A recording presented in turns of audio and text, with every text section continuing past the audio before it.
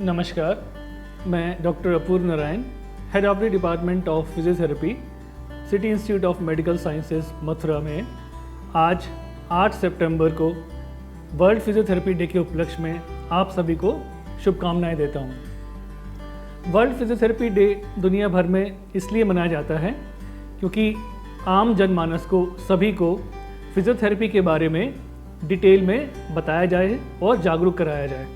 एक फिजियोथेरेपिस्ट की समाज में क्या भूमिका रहती है, अलग अलग बीमारियों को ठीक करने में वो किस तरीके से अपना किरदार निभाता है, उसके बारे में सभी को बताया जाए।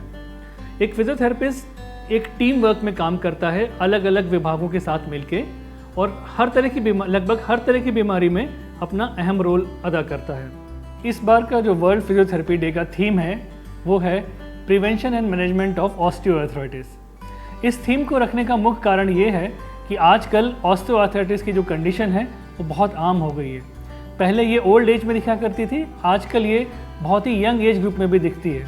तो इसीलिए इस बार का थीम ऑस्टियोआर्थराइटिस को रखा गया है। City institute of medical sciences के फिजियोथेरेपी डिपार्टमेंट में तरह तरह की जो आधुनिक मशीनें हैं वो यहाँ पे हैं। तो मैं आप सभी लोगों को आमंत्रित करता हूँ कि डिपार्टमेंट में आकर उनकी सुविधाओं का लाभ उठाएं। धन्यवाद। नमस्कार साथियों, मैं डॉक्टर एस.के. गुप्ता आज विश्व फिजियोथेरेपी दिवस पे आप सबको बधाई देना चाहता हूं और ये बताना चाहता हूं कि हमारे जो ब्रेन और स्पाइन के पेशेंट्स होते हैं उनमें फिजियोथेरेपी एक अहम रोल अदा करती है, जिसमें हम सर्जरी के बाद भी पेशेंट को एक्सरसाइज बताते हैं, वो करनी होती हैं। और जो हेड इंजरी के पेशेंट्स हैं, जो स्ट्रोक के पेशेंट्स हैं, उनमें भी फिजियोथेरेपी का एक बहुत ही महत्वपूर्ण रोल होता है, जिनसे हम डीवीटी को प्रिवेंट करते हैं। DVT, pulmonary thromboembolism, pneumonia, bed sore, UTI, इन सब के खतरे को एक कम करता है। फिजियोथेरेपी हमारे न्यूरोसाइंस विभाग का एक महत्वपूर्ण अंग है और पेशेंट की रिकवरी में एक बहुत ही महत्वपूर्ण रोल प्ले करता है। धन्यवाद। न्यूरो सर्जरी में फिजियोथेरेपी का अहम रोल है, जिसमें हम ऑपरेशन और बिना ऑपरेशन वाले मरीज़ दोनों तरह में फिजियोथेरेपी का अहम रोल है। जैसे ऑपरेशन वाले मरीजों में ऑपरेशन के बाद कुछ मरीजों में पैरालाइज होता है, तो उसमें फिजियोथेरेपी से हम जो पैरालाइज है, जो वीक पार्ट है, उसको हम ठीक कर सकते हैं और उस पैर में, हाथ पैर में ताकत वापस आती है।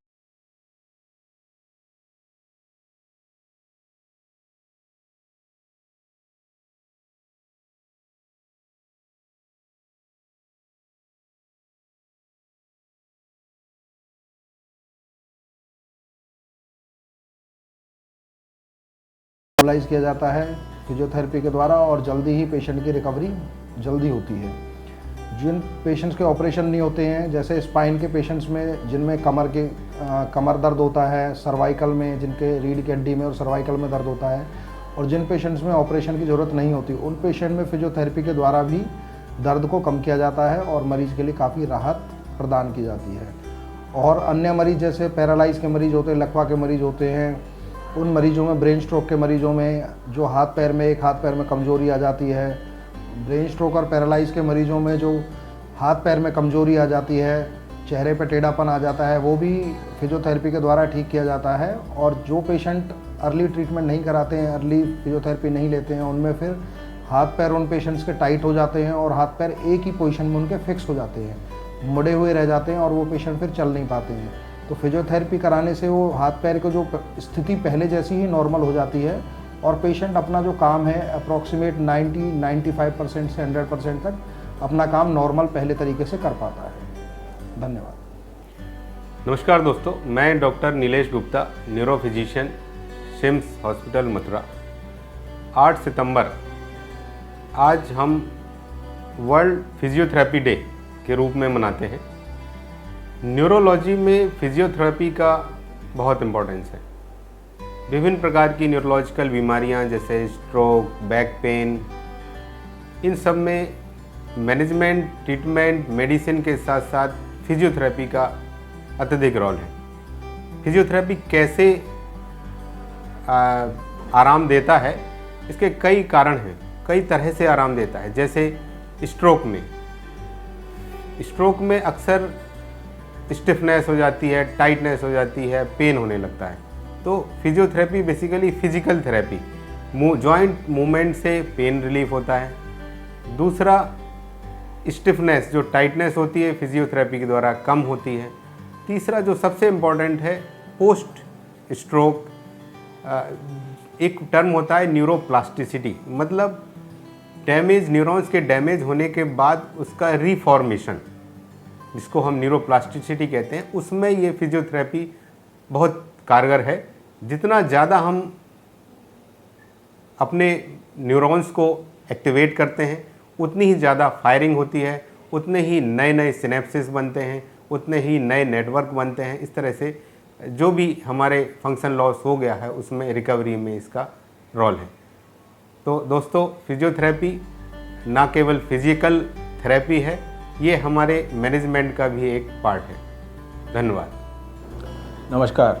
विश्व फिजियोथेरेपी दिवस पर मैं डॉक्टर आशीष शर्मा समस्त ब्रजवासियों को और देशवासियों को बधाई देता हूँ। मेरी तरफ से बस एक सुझाव है, स्वस्थ शरीर ही स्वस्थ ज़िंदगी का आचार है। इसके लिए अगर आपको स्वस्थ रहना है तो नियम तौर पे प्रतिदिन कम से कम 30 मिनट की वॉक या कोई भी अपनी पसंद की एक्सरसाइज ज़रूर करें, क्योंकि आप स्वस्थ रहेंगे तो आपका परिवार स्वस्थ रहेगा, आपका परिवार स्वस्थ रहेगा तो देश स्वस्थ रहेगा। धन्यवाद। नमस्कार, मैं हूं doctor Swapnil Varman, consultant city institute of medical sciences orthopaedics department. और आज वर्ल्ड फिजियोथेरेपी डे के उपलक्ष्य में मैं आज कुछ ज़रूरी जानकारी आप लोगों से शेयर करना चाहूँगा कि आज के समय में व्यायाम हम लोगों के लिए कितना ज़्यादा ज़रूरी है।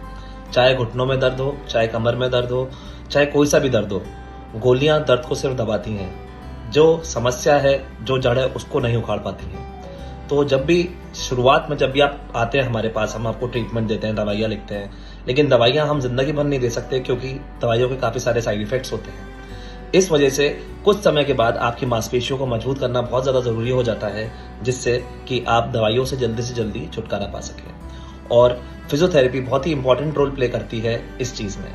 सारी की सारी डिफरेंट टाइप की फिजियोथेरेपीज अलग अलग बीमारियों के लिए, चाहे वो फ्रोजन शोल्डर हो, चाहे वो घुटनों का दर्द हो, या चाहे कमर का दर्द हो, हर तरह के दर्द में आपको फिजियोथेरेपी से बहुत ज़्यादा आराम मिलता है।